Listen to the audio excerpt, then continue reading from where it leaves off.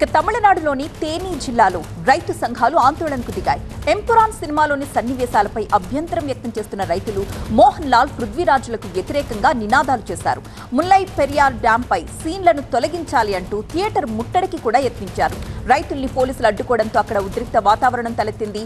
మరొక వైపు ముల్లై పెరియార్ డ్యాం ఆఫీసుని కూడా ముట్టడించారు నిరసనకారులు.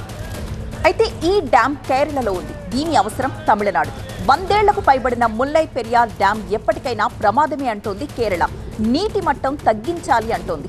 వానలు వరదలు వస్తే డ్యాం కింద ఉన్న గ్రామాలన్నీ జల దిగ్బంధంలో చిక్కుకుపోతాయని ఆందోళన వ్యక్తం చేస్తోంది. ఇదే విషయాన్ని ఎంపురన్ మూవీలో ప్రస్తావించడమే ఇప్పుడు వివాదానికి కారణం. డ్యాంకి సంబంధించిన సీన్లపై తమిళనాడు రైతాంగం భగ్గుమంటోంది. తమిళనాడులోని తేని, మధురై, శివగంగా జిల్లాకు చెందిన రైతులంతా ఆందోళన వ్యక్తం చేస్తున్నారు. ముల్లై పెరియార్ డ్యాంపై సినిమాలో కేరళకు అనుకూల వాదన వినిపించారని ఆగ్రహం వ్యక్తం చేస్తున్నారు. ఏమండి, ఇప్పటి నుంచి నాకు ఇంటి పనిలో కొంచెం ఎక్కువ హెల్ప్ చేయండి. ఎందుకు? నీకు జాబ్ దొరికిందా? నాకు నేనే బాస్ అవ్వాలనుకుంటున్నా. ఎలా? బాస్ వాలా బీ ద బాస్. రైతుల ఆందోళనలకు, నిరసనలకు సంబంధించిన తాజా సమాచారం మా ప్రతినిధి మురళి లైవ్ లో అందిస్తారు. మురళి,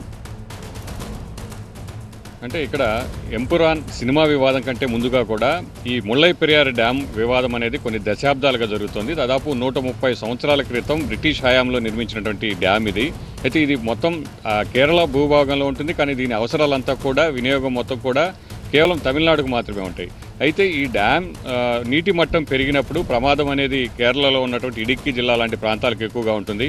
సో సాధారణ డ్యాములాగా గేట్లు తెరిచి నీరు విడుదల చేసేటువంటి పరిస్థితి ఈ డ్యాంలో ఉండదు. సో డ్యాంలో నీటి మట్టం పెరిగిన తర్వాత, అంటే 36 టీఎంసీల కంటే ఎక్కువ నీటి మట్టం ఉన్నప్పుడు మాత్రమే ఇది యూటర్న్ పద్ధతులు, యూటర్న్ లాగా ఎగువ నుంచి ఆ ఫ్లో అనేది తమిళనాడుకు వస్తుంది. సో ఈ కారణంగా ఎక్కువ నీటి మట్టం ఉంటేనే తమిళనాడుకు నీరు విడుదల చేసేటువంటి పరిస్థితి ఉంటుంది. కానీ నీటి మట్టం పెరిగిన సందర్భంలో కేరళలో ఉన్నటువంటి చాలా ప్రాంతాలకు, కొన్ని వందల గ్రామాలకు ఇది బ్యాక్ వాటర్ ద్వారా ముంపు అనేది ఎప్పుడు కూడా సమస్యగా మారుతోంది. సో ఈ కారణంగానే తక్కువ నీటి మట్టం ముందు నుంచి కూడా సామర్థ్యాన్ని తగ్గిస్తూ కేరళ ప్రభుత్వం వస్తుంది. అయితే కోర్టు వరకు కూడా వెళ్ళినటువంటి పరిస్థితి ఉంది. కోర్టులో టీఎంసీలు, అంటే సామర్థ్యాన్ని మరింత పెంచాలని కూడా ఆదేశాలు జారీ చేసింది. అయితే డ్యామ్ భద్రతపై అనేక అనుమానాలు వ్యక్తమవుతున్నాయి. గతంలో ఒకసారి 1979లో భూకంపం వచ్చినప్పుడు సో కొంత పగుళ్లు ఏర్పడ్డాయి. ఈ కారణంగా భద్రతకు ముప్పు వాటిల్లుతుందని కేరళ ప్రభుత్వం పదే పదే చెబుతోంది.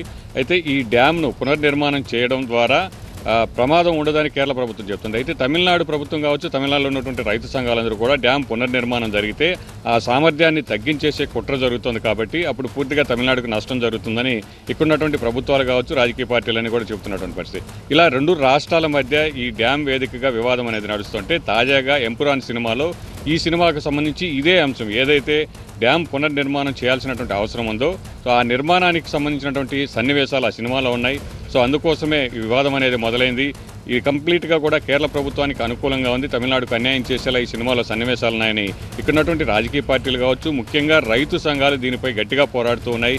సినిమా నిర్మాణ సంస్థ కార్యాలయాలపై దాడులకు, అలాగే ముట్టడిస్తామన్నటువంటి హెచ్చరికలు కూడా జారీ చేశారు. ఇవాళ తొలి విడతగా ఈ డ్యామ్ కార్యనిర్వాహక కార్యాలయం ఏదైతే ఉందో దాన్ని ముట్టడించేటువంటి ప్రయత్నం చేశారు. అక్కడ ఉన్నటువంటి అధికారులందరితో కూడా వాగ్వాదానికి దిగారు.